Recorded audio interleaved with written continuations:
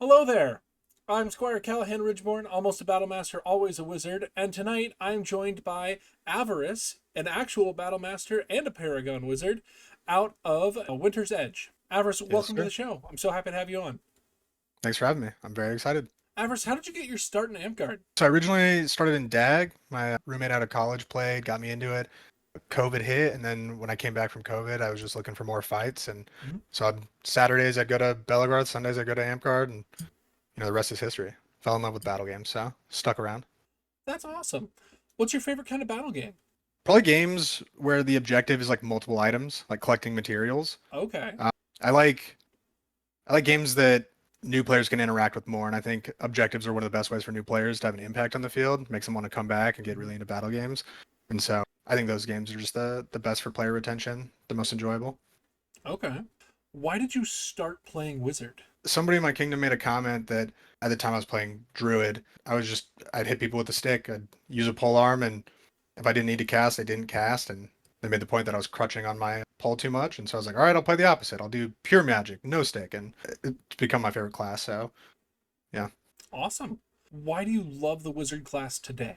I think it's the high skill ceiling. Like there's always something that can be improved upon, and no matter like who you're facing on the field, the direct opponents across from you, it's always some new challenge. Like what are their immunities? What spells do I have? What spells are remaining? That Mhm. kind of thing. Makes it very fun. Awesome. Which fictional character do you think best represents how you play Wizard? This one's kind of hard. I feel like wizards are usually portrayed as like super strong but reserved, where they don't use a lot of spells. Merlin, I feel like he's traditionally a pretty, you know, gunslinger, aggro heavy kind of wizard in media I've seen. So Okay, cool. So, what makes Wizard unique from all the other casters? I mean, I guess the obvious answer is the raw offensive power. Um, and I kind of think that it has the widest array of answers for other problems on field, other classes, just because like you have banish for insub, you have heat weapon for ESOL players or monks, you've got different kill combos for different kinds of immunities, you got break con for other casters. You kind of have everything you could ever want. Really the only thing you're missing is G release, you know? Mhm. Outside of that, it feels incredible to play. Okay. What roles do you think that Wizard can fill the best on the battlefield? So I think so. We were to like talk ball wizard. I think it's zone control, just being a threat, kind of having an aura, pushing people away from you, commanding or side of field that you're on. But I think as verbal wizard, I think you're the solution to the problem. So like going back to those spells we just talked about, Mhm. your job is to kind of multitask. So look at the people around you. What do they not have? What are they weak to? And just go solve the problem. Like if I have a warlord monk who's unarmored on my team and he's staring down a 6 point warrior, he's probably gonna get a bunch of points off of them, but is he gonna win? Mm, No. I'll just kill combo him so that way you can go run rampant. I'll be the solution to the problem and let everybody else do their job afterwards. So I think yeah. it's a yeah problem solving. Okay. Which Wizard spell do you like the best? Right now, it's probably Ravage. The update to the incantation. Mm. It's so strong, it's so cheap. You just get a lot of free kills with it.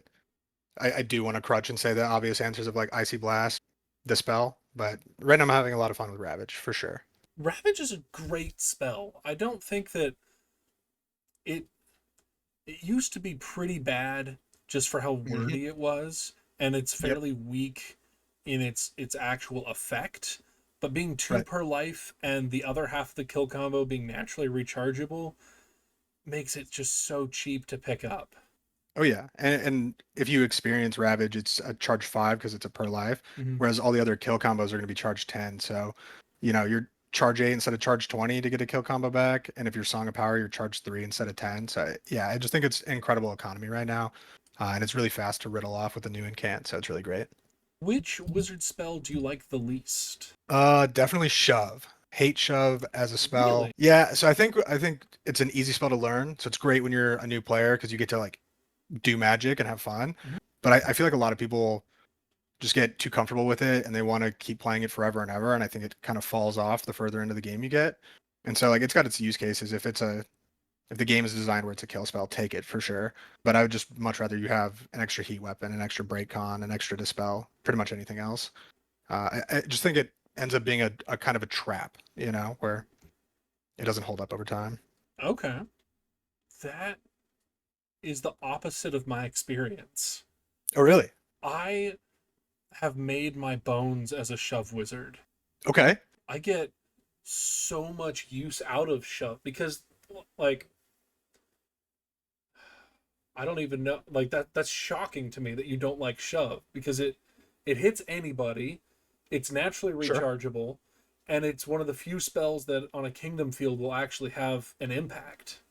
And, like, if you finger of death someone, and you say you've got some stagnant lines, you finger of death someone, what is the impact of this? The healer comes up, swift reses them, goes back, recharges times 6, and they're good to go, because they'll just innate the, if they're playing priest, it's charge 6 to swift res someone, Right. right? If you shove someone, no one's releasing shove. I mean, true. You just run back 20 feet and then you come back. So one shove is not very impactful, but a lot of shove over time is a increasing amount of impact that I'm seeing. Especially if you're shoving people off of those battle lines, they start to get annoyed about it. They start to anticipate you shoving and moving back off the line as you start towards the end of your cast. You were wearing out their best fighter while your fighter is tiring at a slower, so it's an attrition value spell. And if you're my casting philosophy usually is always be casting something, and Agreed. if I'm not looking to, if I'm just sort of around an area, casting shove at someone is always being casting while I'm looking for the next target for an actual, like a spell that will cost me something. Sure. So I look at it as a freebie, a filler almost of all, I might as well be casting shove because it is so resource inexpensive. I mean, that makes sense. I guess I struggle with shove a little bit jaded because I would rather be using like an awe or an insult to kind of dictate what a player's doing, which we don't have access to. Yeah. But I feel like in a lot of instances, I can pseudo shove people with other spells, like just starting, not finishing the incant, they'll back off of me. And so, like, if I want somebody to run away, I'm like, okay, I'm just gonna do heat weapon and two repetitions. Next guy, heat weapon, 2 repetitions, and they'll back off. Um, but like, I really think it grows in strength depending on the game design too. But I do like your point about like the more you can put down field, the better it is. I could totally see that having a total or a lot of field efficacy. I don't know how old you are, but are you old enough to remember the fitness gram pacer test? Oh, of course. The worst day of the middle school every year. Oh yeah. Shove allows you to reenact the fitness gram pacer test for your opponent, and you get to control the whistle. And That honestly, that's the best sales pitch I've ever heard for it. I'm almost sold at this point. That's so I tell funny. my apprentice this. I'm like, listen, you, the reason shove is here is because it's not going to, and shove is inarguably better than throw. Throw Yeah, agreed. almost unusable because it's per refresh. But shove is per life, naturally rechargeable. You don't need to buy 8 shoves because recharging Right. times 3 is so fast and easy. You can just shove, recharge, go on with your day. You can get, and it's also a great feeler spell Okay. because it's so cheap. So if you're like, I wonder if that paladin has their pro magic up.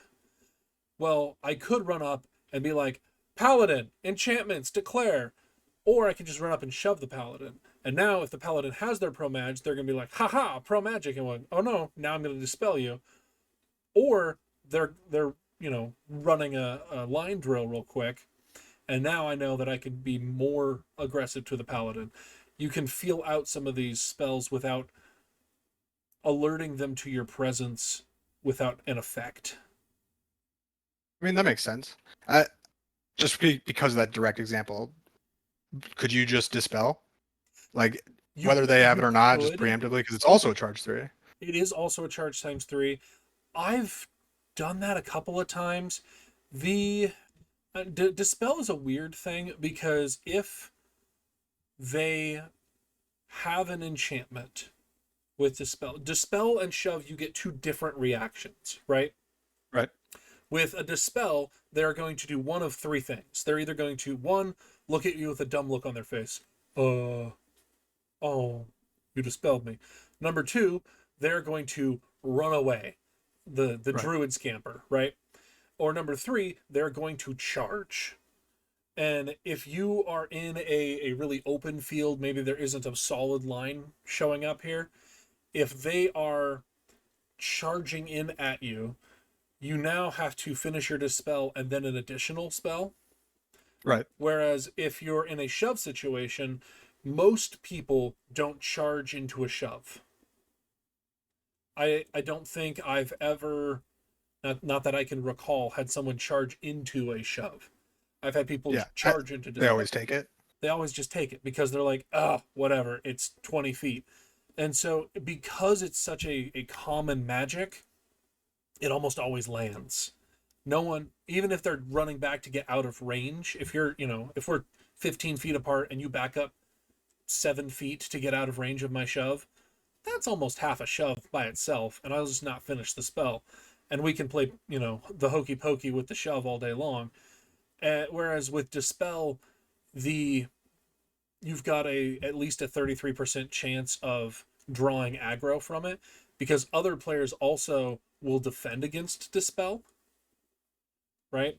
If you've got a good archer that's supporting a line and they hear Dispel, they will target the Dispeller to try Fair. to make them move or shoot them or do something to block the Dispel, because Dispel usually is consuming per refresh resources, whereas no one is responding to that shove. So yes, you can do the same thing with Dispel, and in some instances it's probably an okay plan to do so, especially if you've got a player that has specific enchantments that they're always looking for. Of course. And it's especially if you have fighting companies that are specifically supporting someone. Like, there are a couple of people that if I spot around, and like, we have a guy here in the Rising Winds, his name is Gore. Gore's awesome, great friend of mine. If Gore is not on my team and I see his large shield, I'm just going to open up with the Dispel. Because if Gore has the large shield, he doesn't hold the large shield unless he has Imbue Shield. Right? If he doesn't have the large shield, that means he has either a different enchantment or he's not enchanted. He plays a lot of warrior. So that comes down to a meta call as well. But I liked your point about the. Sorry, I'm cutting you off. My bad. No, please go ahead. This is your interview. I'm babbling now. No, I love it. No, I was just gonna say I liked your point about the 33% chance that you get rushed. I thought that was pretty succinct and is a really good argument against not dispelling. The other thing too is you were talking about fishing out, like an archer's going to target you. Mm-hmm. You kind of are also asking to be break conned, right? Like if I hear the word dispel, I'm just break conning whoever that was. Right. Which then stalls out your next move and you're just kind of sitting in hot water. So I think you made strong points. And there's also an argument for wounding to be there, because as a wizard, you can have 5 rechargeable spells, and if you don't have all 5 of them, what are you doing? And yep, agreed. Wounding is so good because it has a tangible effect. That is also a game of attrition, but you are trying to atrophy your paladins and your monks. So that is slightly more use case dependent, because if you've got a line, if you've got a healer next to somebody, there are a couple of things you can do with that. But if you wound someone right next to the healer, they're going to giggle and heal that person, right? Yep. If you wound someone next to a monk or a paladin, now there's a cost attached to it. I've used my recharge ×3 ability to take your once per life ability. So now that economy is working in your favor. Because when I play wizard, my goal is always to break the symmetry that the battle game designer was trying to build with their team selection, right? And so if you're breaking that symmetry, now there are many good reasons to cast wounding right next to a healer. Maybe you want that healer to start casting on that person to make someone else vulnerable, or the healer themselves vulnerable to something. And it could also be a positioning thing. If you've got, someone with you that's going to shoot them with an arrow when they start healing, for example. So there's reasons for that as well. But it doesn't work out economy wise because heal is unlimited for healer. But Well, I mean, there's other really good uses, right? Like you could, if they have a charged ice ball, they have to make a choice now. You know? yeah, I generally have found that if you target someone that has a charged ice ball, the objectively correct thing to do is throw the ice ball at you Right. because one, it eliminates that choice. I no longer have to choose between trying to switch and drop my sword or doing something else. Two, it gives me a halfway decent chance of just dodging the spell by countering it with the ice ball. So I find that the other thing that I really don't do that for is because I cast my spells the same way every time unless I have a really good reason not to. So I always go for left leg because it's the least number of Yeah. syllables. it Yeah. It's kind of easy off the tongue too. Yeah, there's just something about left leg that rolls well with wounding. So there, there's that. So Love it. sorry for derailing us. I mean, I'm just That was shocked. I great. found a wizard that hates shove.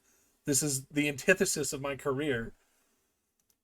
I So like that we ended up on wounding too, because I think wounding is a big talking point that nobody talks about either. So it is fun wounding is hearing a so different good. perspective on wounding. I love wounding. Wounding is so good, and even if you don't take ravage, take wounding because like Yep, you can agreed. make an argument for not taking ravage. Like anyone with release isn't gonna get hit with the combo. Like okay, yeah, I get it. Also, by itself, wounding is strong, Yep. and that I think is the trade-off for the kill combo being so weak is that the components by itself are strong, and that is an interesting thing that I like. And so, you have that. How do you feel about the swords that wizards can get? So I think the second sword, the Florentine long option, way too expensive. I wish it wasn't. I'd play so much more flow wizard if Mhm. it was reasonable. Um, but outside of that, also I guess I should just preface, I play almost exclusively battle mage. And so I'm a firm believer in the sword over dagger Mhm. for sure. Um, but I think if you're gonna go on field, you need something. So like if you're not into stick, if you don't want to heat weapon the pole and run at them and beat them with a sword, still take the dagger to punch block arrows, you know? Mhm. But outside that, always sword. Every list, it just has extra defense, extra offense. People are less likely to push me. So Have you tried magic staff at all? no, so I'm also currently Winter's Edge's rules rep. I know I'm gonna rustle feathers saying this, but I was one of the people not in favor of magic staves because I didn't see purpose. Our book is like 90 pages. We could trim it down. We don't need to add more. Oh, I Not a strong love argument. magic I know. staffs. They're Yeah, well, I see people having fun, and I'm like, I get it. Like, I like down spear. It's basically a down spear. Um, but now because I was the staunch guy against it, I'm like, I can't be caught with one of these. You know? oh, that hurts me so much because they're so fun and they're thematic. Oh yeah. Like, and I do wish that they hadn't added the one line that says that you can't use them with anything other than a dagger because that sucks. Because Yep. if you have I magic staff and short sword, like I see. I okay, think that's where I would actually start using one, is if I could treat it like a down spear and do my normal combo. mhm, Gets a little bit. Actually, it doesn't. I was gonna say it gets wonky trying to magic switch, but like I still have an open hand. I can just cast anyway. yeah, So it I think is such a unique and interesting thing. I'm really excited for it. My only problem is I can't carry more than one easily. right. My philosophy when it comes to taking mend is that I'll just spend money to not have to spend spell points. Super fair. Super So, super fair. yeah, if I go onto a field, I'll buy maybe one mend, and if I've bought short sword for that list, I'm bringing 3 to 5 short swords on the field to block and drop them. I don't need these short swords, and Yep. magic staff is not easy to strap to my belt like short swords are. Now you just gotta have like the dual over the Just shoulder. over You the know. the engulfing net. Yeah, that'd be awesome. Just while we're talking multiple swords, the in like the martial conversations, everyone's always talking about like how important it is to get armor. But if Mhm. you're fielding as a martial, bring extra weapons. It is Yeah, such a buff to you. bring Everybody should extra be doing it. shields. Do you know how Yeah, like My alt class is either paladin or barbarian when I'm Nice. playing, melee. I'll bring 3 to 4 shields with me, and you just every time you respawn, well, when you die, you just leave your equipment there, and when you Yep. respawn, you bring a new one out, and then pretty soon you've got a bunch of little depots around the field. And my shields are all roughly the same shape, but uniquely designed so that no one can accuse me of cheating. And so, like, oh, you crushing broke my shield. Oh no, good thing I've got another one. And it's like Yeah. you I can. like that you do unique shapes. That's really cool. I've got some really nice shields that I'm very proud of. I do plasti dip shields, Nice. and they're cool. But yeah, you can, as a marshal, and this is so silly. Heat weapon should be so much worse than it is. Agreed. Like, all these people bring out this one pole arm, and I you can make an argument for why a monk only wants to have one pole arm, right? Because they They're want to also just drop more it for expensive. sanctuary. But Right. but at the same time, more swords makes you immune to your biggest weakness. Hmm. And if you're, people are always complaining about casting classes, and I think it's because they're not maximizing the value of what they can do. And, Makes sense. like, how many monks are actually using sanctuary on a really regular basis? Super agreed. Like, it, yes, it is strictly speaking optimal for this one singular ability to not bring extra short swords if you're playing pole monk. But 98% of the time, if you're getting your weapon heated, you have to go and find a release or trade with an AP. If you could just drop it and grab your short swords, what And am I gonna do? honestly, so many people forget that you can release a heat weapon, and That's so they just also like they're like, I'm out of the fight for 30 seconds, and no, you're yeah, it not. makes heat weapon way stronger than it is. Go to that healer like 10 feet over there and ask them for a release, and then come back. It's yeah, Yep. but heat weapon is good because people are stupid and don't bring extra weapons, Yep. and Agreed. it's like, okay, at some point you have to take responsibility for your own effectiveness on a field and plan to have an extra sword. Come on. Yeah. Well, and circling back to your point about economy, like the economy that I gain by going, using a heat weapon Mm-hmm. is massive. Oh, I don't need to waste a kill combo on you because I'm just going to heat your weapon and bonk you because you have no other sword laying around is is almost free for me, Yeah, And I don't think people realize the impact that it has on the caster across them. It really puts us in a tough spot if you have multiple. just having a singular backup weapon. Like, Hmm. if you see someone coming up to you, if you see a flow monk, like, what am I going to do with a flow monk? Because I can only cast one heat weapon at a time, right? Yeah, you're speaking my language. Flow monks are the bane of my existence. They are my hard counter, and we have a dude who's at 9 warriors, about to get warlord, and he plays flow monk, and he kind of knows that he can run at me, but he's also like, if I see him, I'm like, oh, you own that side of the field. I can't go over there. Have fun. And that's like a thing too. Like, yes, pole arms are really good, but also I think that people are overestimating the value of pole arms because Hmm. they gain reach and they can have scab, but also shield protection right now is at an all-time high, at least here on the Rising Winds. Are you seeing that down there where every Yeah, shield is I mean for enchanted? sure. Especially with the guardian change and View Mm-hmm. Shield, like we're just littered with boards. Yeah. There's so many boards and all of them are imbued or hardened, and so the pole Hmm. economy feels bad because you can't tap on those shields anymore and crush them, and it's like, okay, is that really the optimal thing to be doing now? Because you've got a weapon that is very easy to block with a shield that can't Hmm. destroy the shield anymore. Feels like there's too many poles and not enough people playing flow monk to make the wizards have a slightly more difficult time. Yeah, I also think so. Like at least in my kingdom, uh, our healers like rotate on what archetype they're taking at the time, Mm, and so sometimes we just like lack persistent enchantments. There's just no warder option. mm. Um, when that happens, I think it just it makes it harder for a monk to want to go out on field, at least down here, because it's like, oh, I can't be immune to arrows with a persistent pro. Uh, Maybe I don't want to be the very obvious target to shoot at when I go Florentine because it's literally like field goal post. Like, please shoot me. I'm waiting for it. So yeah, Well, I feel like if they're a good monk player, they should be good at missile block. That agreed.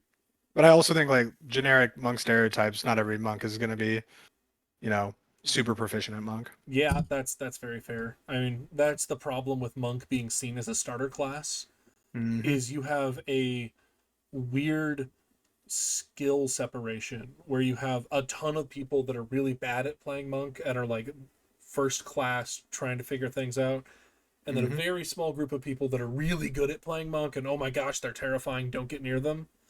Yep.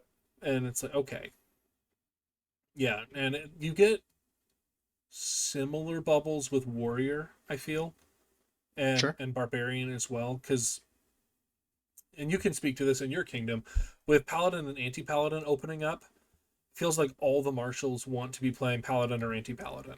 Yeah. No, our kingdom is dominated by paladins right now. Mm-hmm. A handful of antis. I have one warrior player in my kingdom. I guess I have three. They're all battle masters. Two of them are, relatively inactive right now, and the third one, um, is he plays it, but he immediately becomes the ice ball sponge, and so he swaps onto something more fun to play, like a scout or something like that. Mm. And so yeah, it's just all paladins and anti paladins at this point. Which is a weird thing because in my mind, if you're worried about ice balls, you play barbarian. Yep. Why would you not play barbarian? Like it's right there. I feel like I go ahead.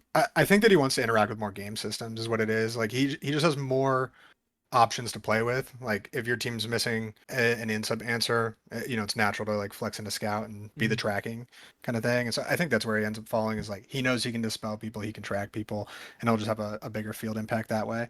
But I do feel the same way about like if I don't want to deal with ice balls, I'm going barbarian. Well, I feel like barbarian now is a great wizard hunting class in a way Oh that yeah. monk is not. Like, Well, so I think the unfortunate thing is when we added rage to the game, it just made barbarian like a kind of a better monk in general. And so like I think monk right now looks really poor on paper, but the undead minion buff I think is like the strongest buff to monk that actually happened that nobody's talking about. So like I think monk has its merits if you're willing to like work alongside a healer. But barbarian having that rage, if you're really using it, it sings.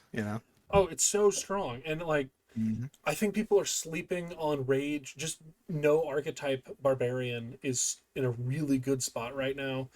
Oh yeah. Like being able to 7 seconds at a time be immune to verbals is already very strong. But you Hmm. also have now this is probably a meta decision because people don't know what to do with barbarian right now because nobody's playing barbarian. And so Yep. all the casters are going to default back to old barbarian. What did you do with old barbarian? You do wounding or stun or something. No one heated weapon a barbarian. Hmm. And now that's pretty much the only thing that will actually stop a barbarian player. And so they're secretly better monk and like filling that niche. They also are amazing at holding points now. Break that down some more. At the last Rising Winds event, we played a game. I was playing barbarian, and we had a objective in the middle of the field, and it was a bucket, and Okay. it had a lid on it, and every 5 minutes or every two, I don't remember how long it was, but every X minutes, the Reeve would come and open the lid for 1 minute, and then we had a bucket that they was on their side, and they had a bucket that was on our side, and they were trying to put points into our bucket. We were trying to put points into their bucket to get the most points. Very fun. And I grabbed a bard and I was like, Phineas, come with me. They will get no points. And I put myself in front of their bucket with my long sword and my medium board and my backup medium board and my backup small board and my backup pair of short swords and my 4 point kit, but 3 points of armor. And I stood there. I'm like, all right, nothing can move me because if someone comes up and tries to move me, I'm going to cast Rage and be immune for 7 seconds. And by that time, we also had an archer. There was some terrain that allowed like an archer to be kind of close by in like a semi-protected Like a spot. tower. It was sort of like a tower. We have these inflatable Okay. like paintball things. Yeah. You know what Oh I'm yeah. talking about? Like it was like a tall one and then a long one and then a tall one. And so it was sort of made like a window kind of. Anyway, they were back there. And it's like, okay, if anybody comes up, I can, if anybody rolls up with like a shield or something, I can rage and break their shield. If anyone comes up with like martial equipment, I can just martial them. And if a caster comes up to try to deal with me and get me off this point, I will not be moved. And I had my bard Right. right there, and I legitimately used raged 15 times in that game, and I always had all three of them up because recharge times 5 is not that bad. And I can charge on the point because my bard will stand behind the paintball train and I'm just in range. Song of Power's going on, recharge times 5 up that rage while no one's aggressing. And so the point became this semi unassailable position because the casters couldn't move me. And so the solution became, well, they had to send 3 or 4 players that were better at stick than me to create a new line there. And because I couldn't be moved off the point, like you can shove a paladin, you can shove an anti-paladin, you can shove a warrior. All these people can be shoved off of a point. But if a barbarian decides that he doesn't want to move, he doesn't have to move. Right. And there's this weird thing that's happening right now in the Rising Winds where no one is playing Spellball Wizard right now. Yeah. Well, I guess Like, we have a few that are coming out now, but we had that problem for a long time down here, and right. I probably didn't help by playing Battle Mage so much. Battle Mage is really Probably should fun. have. It has a lot of perks over Spellballs. But if you look at the other classes, Bard doesn't get any Spellballs. Hmm. Healer and Druid both get Ice Ball as their primary spellball. And so if you are immune to Subdual and you're immune to Ice Ball and you can selectively be immune to Verbals, that makes you really good at holding a point all by yourself. Yeah, I hadn't considered this angle. I really like this perspective. I wonder if your point earlier about how people haven't figured out that the answer is heat weapon. I wonder if not everybody's figured out what you just explained, the potential for barbarian. It is so interesting. And the other thing about how I play Barbarian is I bring 4 swords. So it's not, I also have 2 great swords. So, oh no, you heated my weapon. Good thing I brought my backup. How many heat weapons did you buy? It's almost like how warriors supposed to feel. Like, okay, you're a tank. They have to come deal with you via marshals, and instead they just become a pin cushion for spell balls. It sounds like the barbarian you're describing is way tankier. Like you It actually have to feels fight really mage, can't do tanky. anything And else. I Yeah. wish I was a better stick fighter because if I was a better stick fighter, I could really make this theory work a lot better. But I'm no warlord. I'm a wizard for a reason. But if you like that is being slept on. Heat weapon is the solution to the barbarian. If the barbarian is smart, then it's not a real problem. Like, Right. because when I've got my barbarian kit, well, my armor kit, I've got 4 points of averaged armor, right? I'm about to have 10 belt frogs, and I don't know how many short swords is optimal, but I suspect it's less than 10. Are these all Gorgs or are they different people? I don't like Gorg's belt frogs. I guess I've never actually used them.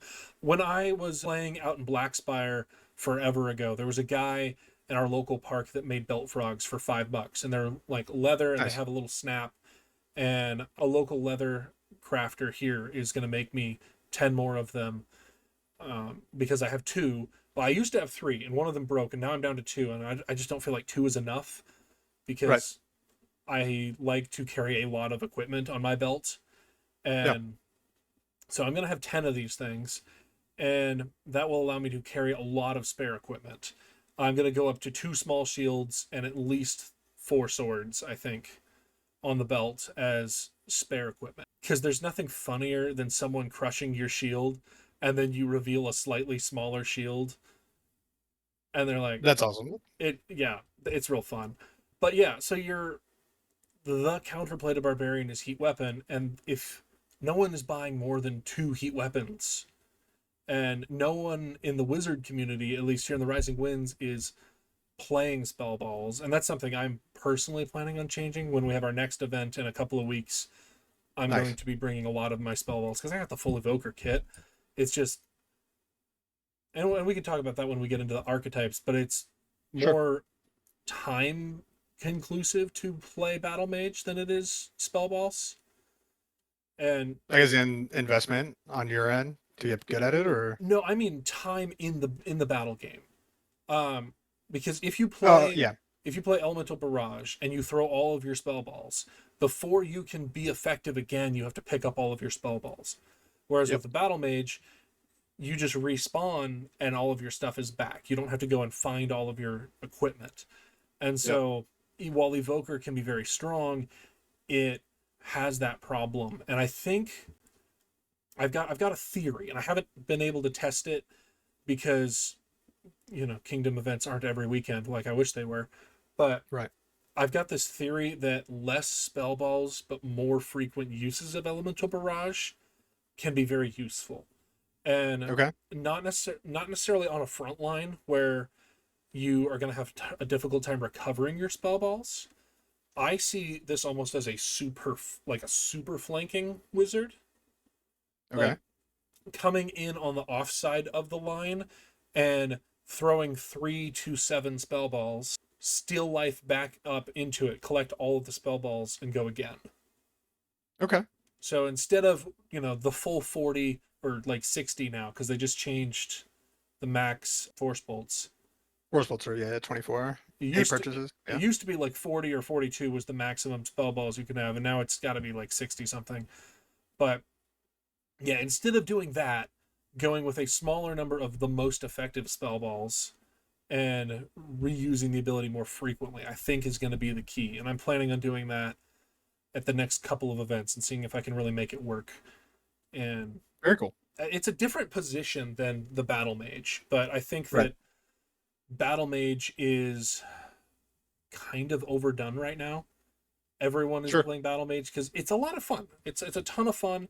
It's very easy to play in the the opportunity cost of actually playing battle mage versus the other archetypes.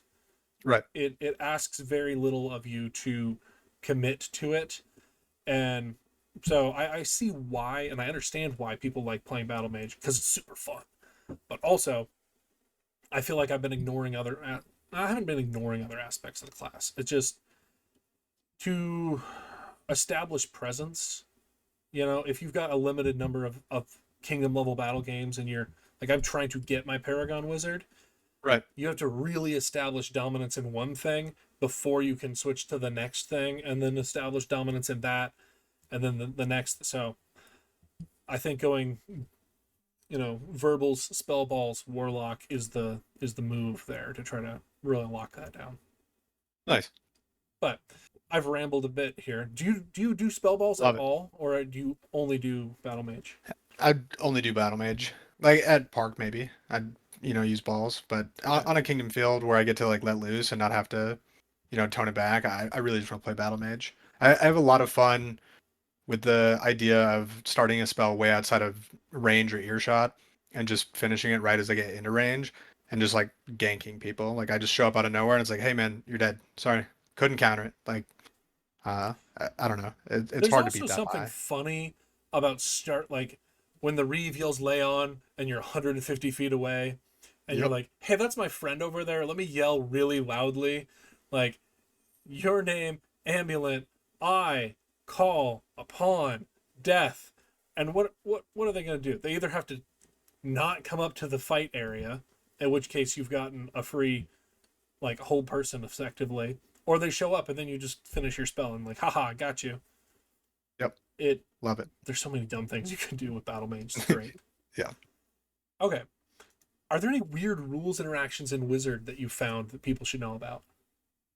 I think we touched it a little bit earlier, but we didn't really dive deep on it. But I really, really like the wounding an arm that's holding a charged spell ball play. So for those who don't know, a spell ball loses its charge when it's no longer held in hand. So if you wound the arm holding it, the arm's gone, ball is dead. They got to restart the ball. And so sometimes when I'm, moving positions and I'm trying to do one of those like out of earshot ambulant casts, you see somebody loaded up with the ice ball, and you're like, man, I'm gonna run straight into that, and they're just gonna clobber me with it. And so I just run in, and that opening spell is the wounding on that arm. So I really like that one, but like you said, the downside of it is they can just throw the ball, Hmm. and I guess in my local area nobody's figured that out yet, and so I just it opens doors. I really like that play. Um, Trying to think of anything others or any others. Sometimes it's fun to hunt archers, extend a hold person, teleport over to them, but you can do that on healer too. So Yeah, messing with the archers is always a good time because they're yeah. they're our natural predator, and Hmm. if you can deal with them in a meaningful way, it's like, got you. Yeah, it feels really good just to kind of smugly walk at them while in sub where they can't do anything about it. And even better if they're like an assassin because they can't blink since they're stopped. So Hmm. they're like they shadow step and you're like, I'm just gonna release you. You know, like you're not getting out of this one. You're dying either way. That's why I bring one-dimensional rift. Yeah. Because if you can afford two-dimensional rifts, it's really fun. Because the first time they're not going to believe it, and the second time they're going to panic, and they're going to drop out, Mhm. and then you sword them, and then you never have to de-rift them again. Because every time you start it, they're going to drop out and try to sword fight with you, and then you can get them. That's kind of big brain. I like that a lot. It's sort of like why if you buy pyrotechnics, you want two pyrotechnics. The first one to establish that you can, and then the second one because you won't. Yeah, I like that methodology. So that's fun.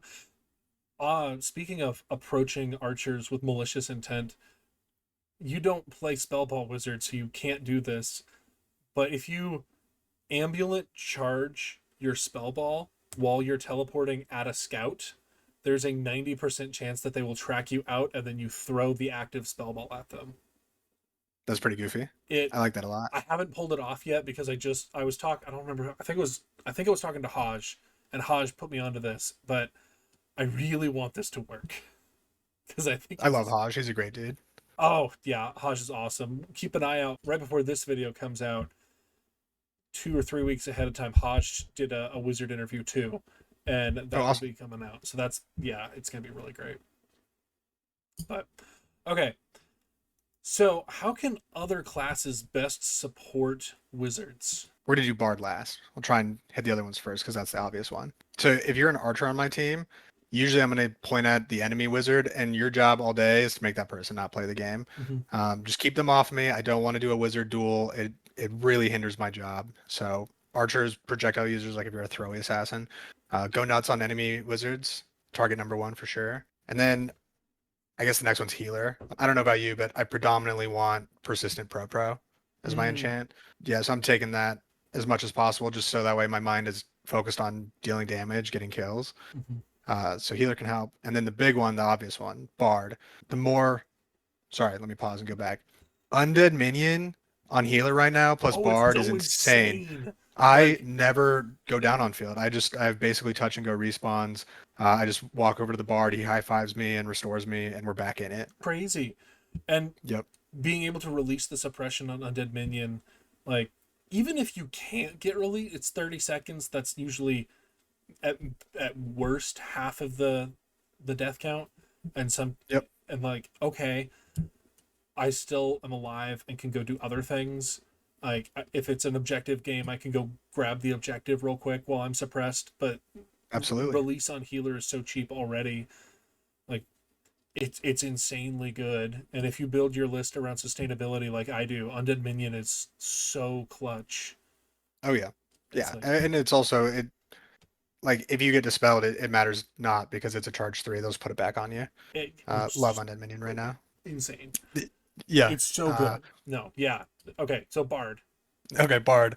So if you're a Bard listening in, because I don't know why I run into this as much as I do, it drives me up a wall. But every list on your list should be 1 point into Song of Power and 1 point into Confidence, bare minimum.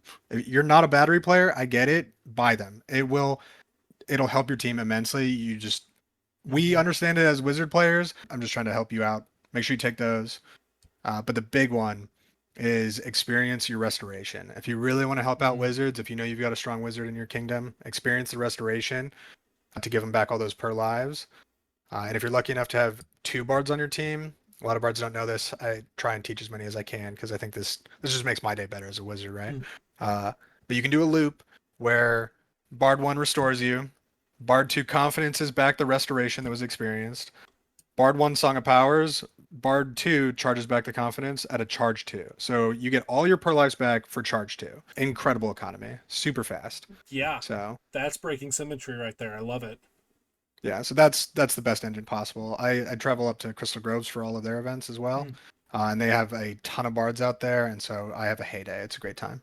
Yeah. There's some really good bards up in my neck of the woods that Oh are yeah. just any bard that has Song of Power is my friend. I Hmm. like when they have Song of Power because I it's just so nice. No matter what class I'm playing, really. Like every single class has something that's rechargeable and wants Song of Power. Absolutely.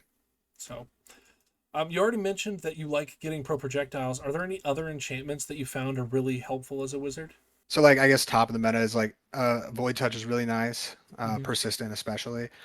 It's not my number one go-to because you have to compete for steal lives with other people sometimes, Mm, and that can be real annoying. Or like if the players that I'm killing are just a little bit out of reach, they're shoulder to shoulder with a buddy, and I can't get over there. It makes it hard for me to upkeep spells. Still incredibly strong, um, and it also prevents you from swift teleporting, which I tend to take on pretty much every list, just like one copy, mm-hmm. and so that makes it a little bit hard. And then the other obvious one is Gift of Air. Um, Gift of Air is insanely strong because it's another option to handle projectiles. Mm-hmm. Love that one. But I'd rather heat weapon a pole and run at them and hit them with a stick than spend all day looking at poles being like, oh, can't run at you because I don't have a sword. So yeah. You can still run at them. You just can't kill them when you get there.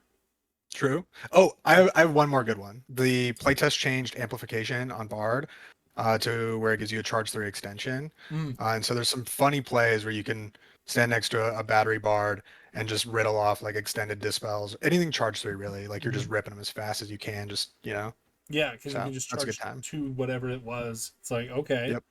why not? Let's go. It. I'm gonna bring back up shove here for a second because if you Yeah. extend a shove, Oh like yeah. like You were talking about it and I was thinking in my head, I was like, man, that'd actually be really fun with it'd be really amplification. good with Yeah. amplification, right? Like, oh hey, you're 45 feet away, go 70 feet away. I'll see you Yep. later. It yeah, it amplification's cool. I really want to get to play with that sometime soon. Okay, Okay. let's talk about the weaknesses of Wizard. What is Wizard weak to, and how are we overcoming those weaknesses? So I guess we're just diving more into pro. The obvious weakness is projectiles. We got Yeah. basically no defense. If you have a dome tip arrow, my ability to hand block it diminishes drastically because it's gonna ricochet off my blade into my body 9 out of Mm, 10 times. Hate dome arrows, but projectiles are the biggest weakness for sure. And then speaking of like evoker specifically, I think evoker has a big downside of being it lacks range mm. because you're so narrowly focused on the spell balls. You'll find yourself staring at a golem stack and you're like, wish I could do anything. Don't have the dispel this time. And so I think that's the biggest downside for evoker. For sure. Probably the same for warlock, right? Like they don't have dispel and other Yeah. utility. It losing access to dispel is the biggest oof that the class has because it's so Yep. important. And like we'll talk about this in a minute, but yeah, Okay. we'll talk about this when we get into the archetypes because I've got a lot of thoughts about those and I'm sure you do as well. Yeah, of course. But yeah. So how different is Wizard on a park field versus a kingdom field? So I think anybody who plays a caster knows that casters are just way too strong at park unless you're at like a really big park.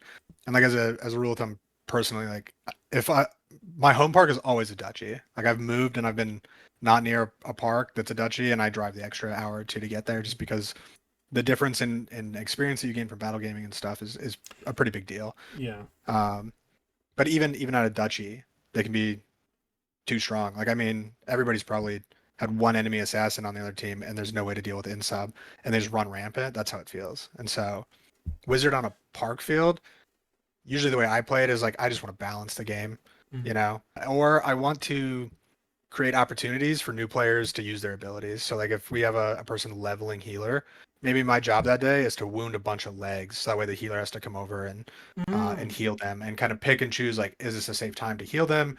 Do I use my swift right now? Maybe it gives them a chance to learn how to charge back the heal, or sorry, not the heal, the swift because they're priest, that kind of thing. Yeah. And then usually towards the like climax of the game, I'll turn it on for a second, kind of wipe everybody off of the point or the objective, whatever it is. But I try not to sweep the games too hard. I got you. Oh, you said Kingdom as well, right? Or is it just Park? Yeah, well, and Kingdom is just more. You can unleash a lot more. The Yep. biggest thing that I've found is that on a park you don't have time, Yeah. because if you're in a 6v6, you don't have time to stop and do a charge times 3 or a charge times 5, because if you're doing that, you're out of the action for too long. Whereas in a Yep. kingdom field, you can afford to stop and do a charge times 10, and it's not going to make a ginormous difference to your team if you're out for 45 seconds doing that. Whereas on a park field, you have to be a lot more conscientious of those resources. Yep. Absolutely agreed. So, okay. When you're building your spell lists, walk me through the process. How does that work for you? Okay, so I have like generic rules of thumb that I do for all the casters. I want to buy almost exclusively per lives. Mm-hmm. Um, Sometimes per refreshes are great. Some fun stuff you can do with experience. A lot of bar people want to take terror. I get it. I just don't like the mentality of waiting for the opportune moment. I just want to be, like you were saying, casting all the time. I want to be doing something, and so I want Right. per lives. I tend to buy things in quantities of two or multiples of two. It just falls in line with your meta magics. It makes it easy to remember all my quantities. Mm-hmm. When I start the list, I start at level 6, work my way down, pick the archetype, kind of know what your restrictions are going into it. Mm-hmm. Buy all the viable meta magics, buy any support that you reasonably can. And what I mean by that is like when you play healer, don't buy the ambulant unless you know you can make good use of it because it's per refresh. Or like if I'm playing wizard, I might not have the points to buy release or mend, but if I can slot the one in, like you were talking about earlier, one mend. Mm-hmm. Maybe that's just a punch block an arrow and fix it before I have to punch block the next. Um, and then I tend to build all my spell lists like a toolbox. Like I want them to be as wide as possible, as many answers as possible. And so usually the next steps going down the list are like, what's an answer to what? Like what is a requirement? What might I not have on my team and I become responsible for? And so that's how I pick my spells. Okay. And I obviously like follow the meta. Like I'm playing Icy Blast on a Kingdom field 100% of the time. Mm. You know, Okay. So, which of the kill combos is your favorite? probably Ravage Wounding right now. Paladins are making it less fun. So many paladins. Like, stop Yep. being immune to death, guys. I wanted to do a cool thing, and now you're just. I soft think that Icy Blast Shatter has always been a premium kill combo. Yeah. But Agreed. I think that Paladin and Anti-Paladin being unlocked really made economy around kill combos a lot worse. And hmm so, like, Which is probably for the best because Wizard is super strong, but it does I feel bad as a don't think Wizard. so. I think it's worse. Oh, okay. And here's my reasoning. So before Paladin and Anti-Paladin were open to everybody, look at who was immune to what. You had Monk that was immune to all verbals. You had Barbarian that was immune to command. And you had Scout that could pick what they were immune to. Right. Right? So in that meta, because there are not that many knights, right? It feels like there's a lot of knights sometimes, and sometimes there's no knights at all. So in Yeah. that meta, you had 3 classes, and realistically, you had half of the field playing barbarian and half the field playing warrior. Okay, so you went to having like 40 to 60% of your field being pro command. So it's not that unreasonable for you to then be like, okay, whole person drag below with a backup lightning bolt as my kill combo plan. That's what Right. I rocked from 3rd level to 6th level when I was leveling wizard, was that combo. And it would work, and you could get the per life hold person, and you could run up and you could hold people, and you had, of the armored fighters, maximum 60% of them were going to be immune to your hold person, and that's what the lightning bolt was for. But in the new meta, you see like maybe 1 or 2 warriors on a field Yep. and a giant cluster of paladins and anti-paladins. And because we now have 3 out of our 4 frontline classes immune to command, so that means that command school by is going to be out of the wayside. And we only have 5 or 6 schools of magic that depending on what class you're having, you don't have access to everything. So command being just pretty much dead in the water means that, okay, now I have to look at these other ones. Because if you look at our kill combos, 2 out of the 4 of them are dependent on command. The other one is death and the other one is sorcery. And so with paladin and anti-paladin being there, you no longer have the 2 command ones are no longer viable just at all. Yep. Because we see even some druid players moved over to paladin. And like That's pretty crazy, like it's happened. Like you see a disproportionate amount of paladin and anti-paladin is to a lesser extent still there, but that's the like edgy off class now. And no one's playing barbarian, no one's playing warrior. So you have, instead of having maybe half of your field being pro command, you have the whole field being pro command. And so, right. And then Lycan on your druids, all the druids want Lycan.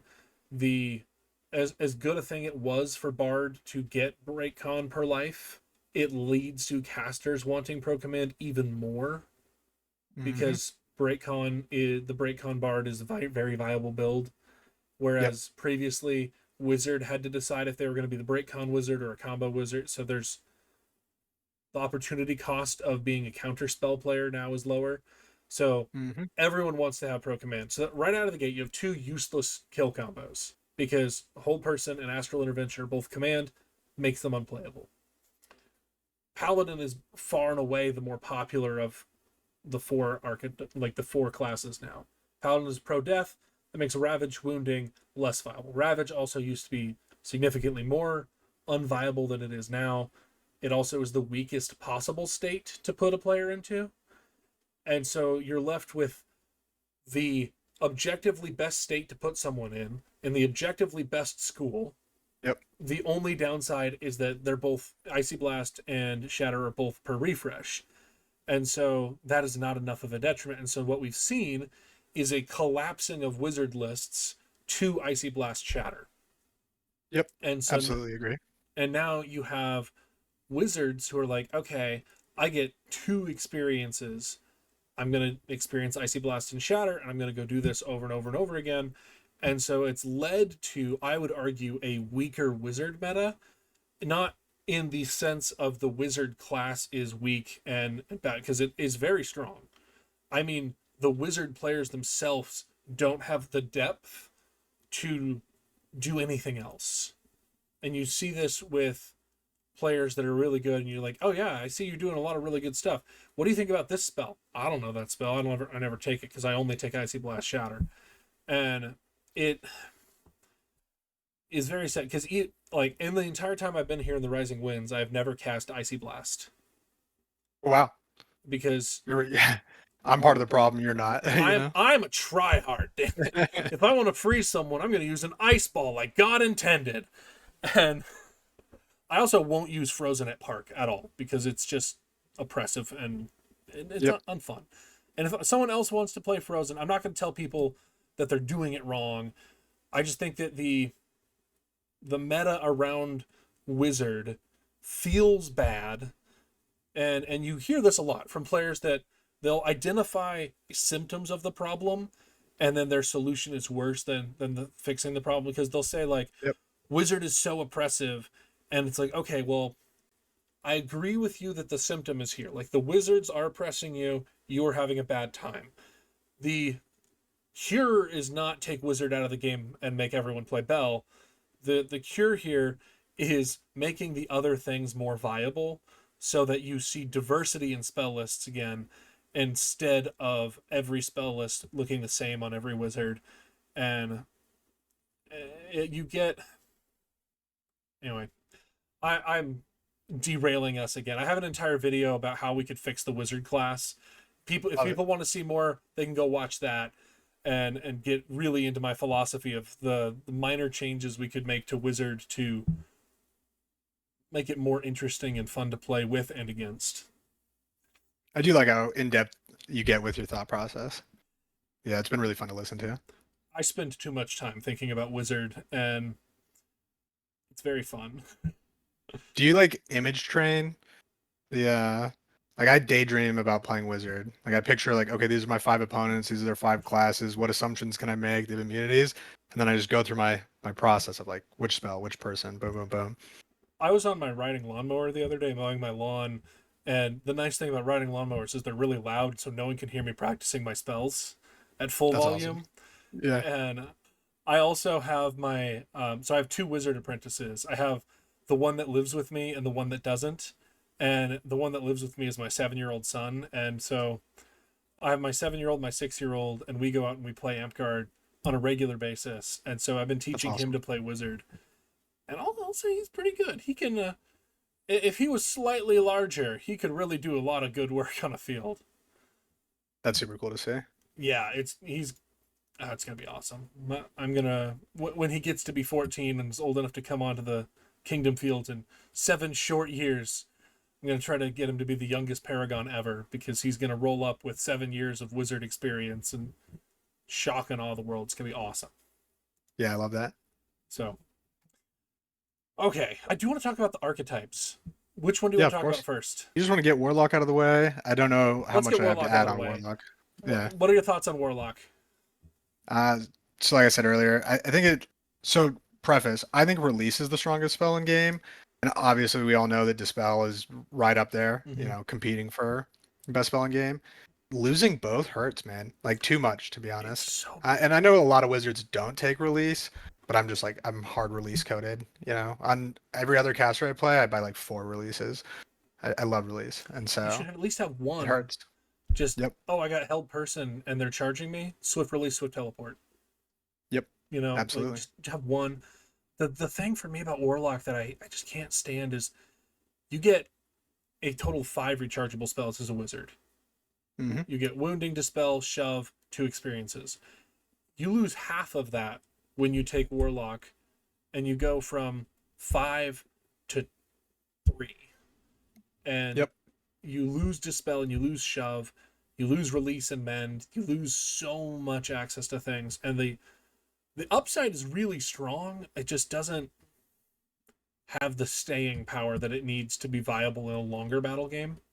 Yep. Absolutely. You know what I mean? Like, Yeah. yeah. The in your one of your videos, it's the Battlemaster interview with Ash Palantir for the Mm-hmm. viewers at home. He talks about a really cool build where it's I think it was Florentine Warlock where you take a whole bunch of Finger of Deaths and then you just burn all of them in rapid succession right at the critical moment of the game. And so like builds like that, I think they could be really fun and there's like good times to use them. Mm-hmm. But in general, I just like personally I can't find myself picking it, you know? It it's a cool build, but I don't see it as something that's feasible in a 45 to an hour long game. Oh, absolutely. Yeah, Like yeah. Sustain is huge. you're just gonna run out of, I already don't like buying Finger of Death, even if I'm just playing Battle Mage, because Sure. it's so easily undone for so little resources right now, because Hmm. death and curse is so weak, and so you end up in that spot where it's like, okay, is it better to kill someone or just hard CC them with an ice ball and then circle around to finish them off later, or is it more efficient to just harass the entire game with annoying little pinprick spells that I can do over and over and over again? And Warlock, I feel like Warlock is really playable with Heat Weapon, but I'm also not quite willing to try it.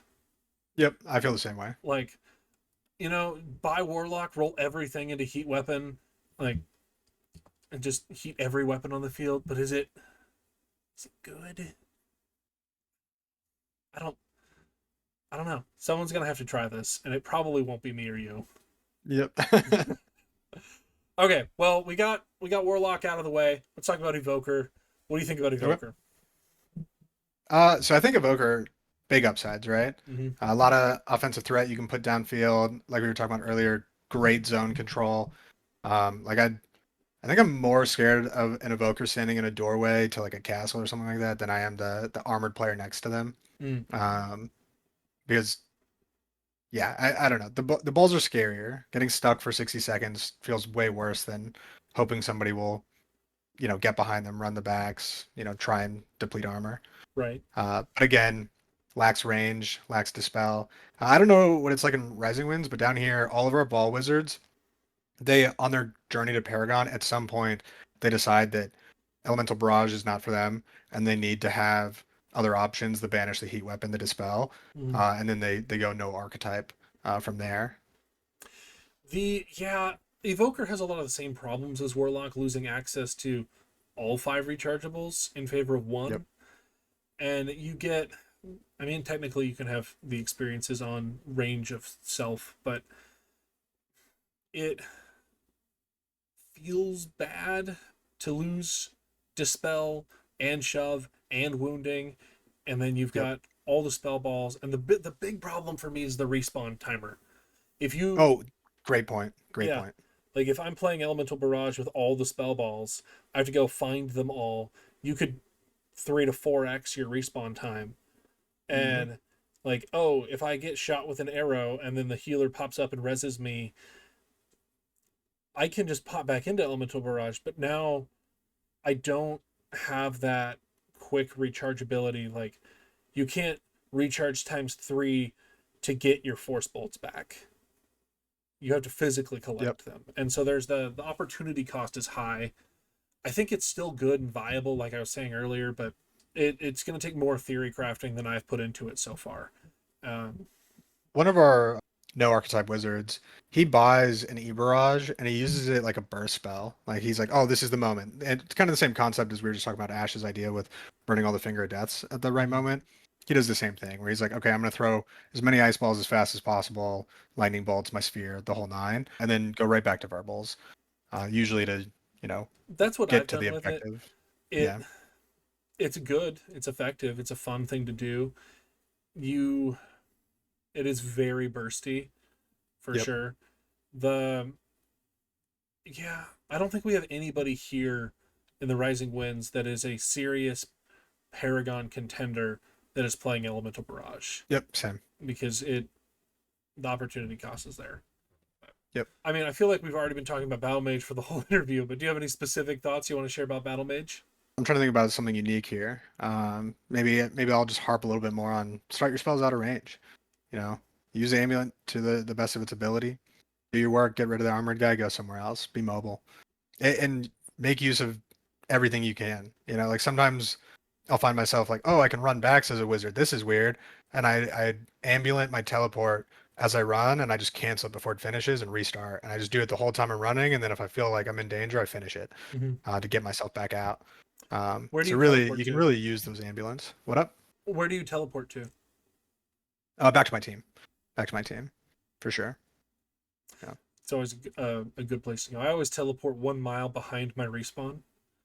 Yeah, Well, that's the awesome. the thing about teleports, you can pick anywhere. So why would I Yeah, pick a place where someone could follow me to easily? fair. At my at my first park, we had a guy who was a Paragon assassin. He was really good at playing assassin, and when I don't know what I was playing or what level it was or anything, but I was like fairly new, and he was teleporting. I'm like, I know that he's gonna come back and try to run all the backs, and he wasn't a great sword guy. He was very sneaky and not a great fighter. So it was a real chance that I could beat him. So I'm following and I'm like, hey, you're teleporting. He's like, yep. I'm like, all right, where are you coming out? He says, the Walmart over there. What? Yeah, I could teleport as far as I want, and I'm willing to walk farther than you. I'm like, oh, you're right. And then I left and he came and stabbed me in the back. And That's you, awesome. yeah, so never teleport past where you want to actually go. Makes sense. Because you have to pick a spot, but it doesn't have to be where you actually want to go, just near it. Right. So that's the sleeper tech for the day, I think. Love it. How do you feel about the negatives of Battle Mage? Like, do you feel the loss of the enchantments at all? Uh, like wizards enchantments, like void touch. Yeah, because No. Void Touch, Pro Magic, no one ever asks for them, and I think it's because Battle Mage is so prevalent that no one ever is looking for wizard enchantments. Yeah, like well, the annoying thing is that the person who wants it the most is a fellow wizard. You Mm-hmm. know, So the only time I ever get it is if I look at a ball wizard at the huddle and I'm like, hey, are you no archetype by chance and are willing to spend some points for me? Outside of that, like pre-organized planning, Yeah, I never get it, you know? which Uh, is Downsides? I don't know if I really feel any downsides. Maybe maybe the increase of like paladins on field and like we were talking about earlier with barbarians rage. mhm. I feel more impact there. Like I'm like, oh man, it really sucks to not have a lightning bolt right now. But outside of that, no, I feels really good to play. I have a couple of Paragon questions for you. So, Sure. what is something that a wizard player can do to really stand out in Neverwinter if they want to be a Paragon wizard? I think I touched on it a little bit earlier. You are the solution. You know, in whatever list you're playing, like if you're playing Warlock, Evoker, or Battle Mage, kind of realize what you have to offer, and then go solve problems that you can with what you have to offer. Once you do it, move on. You know, it is not your job to hold the line. Go up to the person who's in armor, nuke them, bully the monk off the point with your heat weapon, shove everybody out of, everywhere if Mhm. you're Callahan. Um, do what you got to do and then move on. Go to the next spot. And I think that's the big thing is a lot of people want to stand in one spot too often. And the more people you affect, the more people that will remember you that day. I think that'll definitely help you on your journey. What advice would you give someone that's starting out as a level one wizard? Man, dude, I'm so battle mage coded at this point that all my initial thoughts are just like, do this so you can get better at battle mage. So like, if you were a true level one player, just coming out, practice the heat weapon. We've proven this wrong today, but I would have said that I think shove falls off over time, whereas heat weapon doesn't, and so that's the early on spell you want to be practicing. And I think you should practice your confidence. When you heat weapon the person, run over and bonk them. I soft agree with you that shove as a like new player is not as effective because the value you get out of shove is over time it gets exponentially better, Right. whereas a brand new player probably doesn't know the charge in can't. Hmm. And so if you give them a short sword and a heat weapon, they're going to have an easier time because they're taking away immediate offensive power to then go and try to deploy their offense. So Yep. I soft agree that shove is not the best spell for a brand new player. I think that once you hit The, 2 or 3, that's when it starts to shine. Well, the other reason I highly encourage new players to check out Heat Weapon is because I think it's one of the harder spells to get your targeting right on. Mm, And so just like getting that locked in early, that's big. You want to have that in your back pocket, muscle memory for sure. absolutely, that's an aspect a lot of people miss. Yeah, well, in our Kingdom culture for a while, people would essentially not take heat weapons because they were like, it's too clunky. Like the same mentality people had with Ravage before. Like it was just Mm, too wordy to get out. And then all of a sudden, like you've created a new weakness for yourself. Like monks are gonna mow through you. Barbarians now are gonna monk through or mow through you. So definitely something that you need to have locked in. I I'm trying liked to the think. old Ravage. It was fun, Yeah. but well, yeah, I went on a like 20-minute pro Ravage rampage with Hodge the other day, so I don't want to get back into it too much. But the old Ravage of death shall ravage thy flesh and make thee fragile. There's a poetry to it, and also what a flex. Like Oh yeah. the worst spell with the worst incant with the worst state, and I still killed you with it. Like, haha, gotcha. It, Yeah. I mean, it does feel good to get the hard ones out on people. They're always like surprised. it is, next time you go to a Kingdom event, play a game where you ravage wounding only. Don't do Icy Okay. Blast Shatter. And tell me at the end of the game how much more fulfilled you feel having done the harder thing, and it will justify your Paragon in your own mind of the Okay. all the other wizards out here are here doing the easy thing. I will do the suboptimal harder thing and be just as if not more effective than them. And that feeling you will ride forever. And then the other really nice thing about not doing Icy Blast Shatter is it opens up your experience more. So Yeah. Significantly. the thing that I like to do, I still will buy Shatter even if I don't have a way of making a player frozen because there's so much incidental frozen. You know what I mean? Yeah. I've had incredible success at Crystal Groves with a fellow wizard friend. Um, where they exclusively did Shatter, and it just so happened that I think I was like exclusively Icy Blast that day. And we would just like I'd see them and I'd start my cast and they'd hear my voice and they would just start the layered cast. So we'd just be like boom boom, instant kill. Super fun, super Oh, fun. it's I so love fun. the idea of If just you've got taking a Shatter. friend and you can cast it around, like, ooh, that's Oh a yeah. premium experience right there. Okay.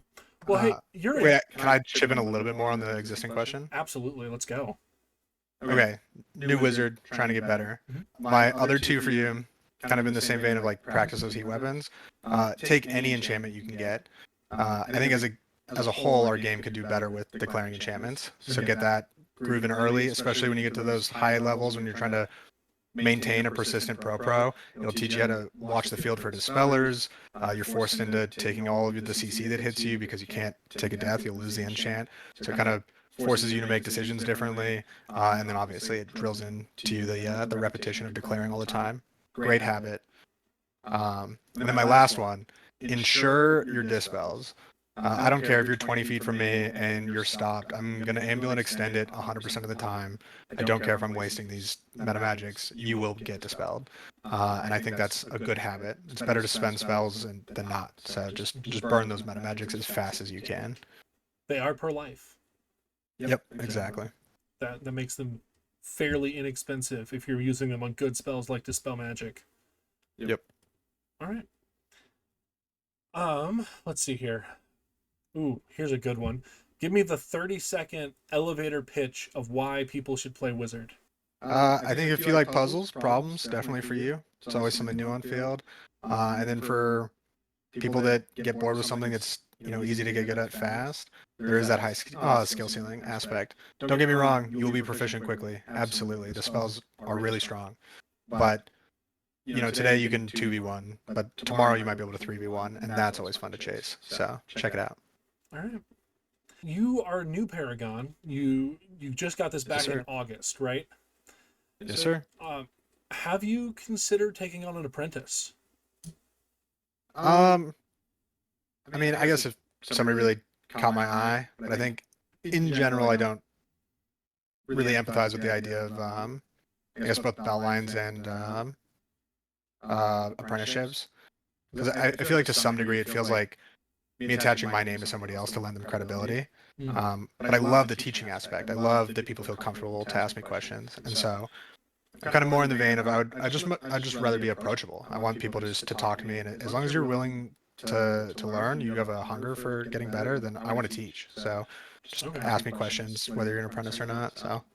So would you say that's an open invitation to come and talk shop with you at events and park days? Oh, absolutely. I mean, in our kingdom, crafty chats, I usually stay late. Once all the crafters leave and all the battle gamers hang around, we talk shop all the time. I'm constantly in Discord convos with people based on rule stuff for rules rep feedback, and at Kingdom, all the battle gamers sit at the same table. There's always open chairs. Come over. Love to talk shop. All right. What is your next goal? You just got your Battlemaster. You just got your Paragon Wizard here. You already had your Paragon Druid. What is your next thing? What are you working on? So I guess like big goals, I'm definitely chasing Archmage. I just hit that wall where like I'm either playing Bard into a sea full of command immune paladins, or I'm playing healer, which feels super broken right now with Undead Minion. Probably the route I'll go, but definitely chasing Archmage, and then not really a goal, but like a personal thing I'm working on. Having a lot of fun with this. Maybe this is kind of in that same vein of trying to challenge yourself. But when I do my enchant declarations, I also riddle off the spells I've used, just for transparency and to kind of give the enemy more context. Like last weekend I did Avatar Nature Druid with Barkskin, and so like when I would step up to somebody, I'd let them know like, hey, I've used all my swifts, I've used all my mens, and that kind of changes the dynamic for like the archers. Like, oh, you're way more viable to shoot at now, and stuff like that. And been having a lot of fun doing that on field to give myself something to do. You've put yourself on hard mode for Druid there. Yeah, and I want to do it for everything. I think that setting an example is important, and I don't expect anybody else to ever do it. But like, if I can do all this, then you can declare enchantments. I think you can do it. Yeah, I like that. Yeah. Okay. Do you have any final advice for all of our little wizards before we go? I don't know if I have any more advice. I think we've talked ad nauseum, you know? We've really covered the gambit here. It's been a great conversation. Yeah, I've had a blast. I guess if you're a wizard player out there and you want to talk shop or anything like that, I'm on a lot of the major discords. Avarice, Boffer on Facebook. Shoot me a message. Love to talk. So. Awesome. All right. Well, huge thank you to Avarice for coming on and talking Wizard Shop with me. I've had a delightful hour and a half here of just talking about my favorite class. So thank you so much for being here. Thank you to my audience out there. Without you guys, this would just be me being a weirdo calling up different paragons. So I appreciate you being here. Please subscribe for more battle gaming content, and we'll see you in the next video.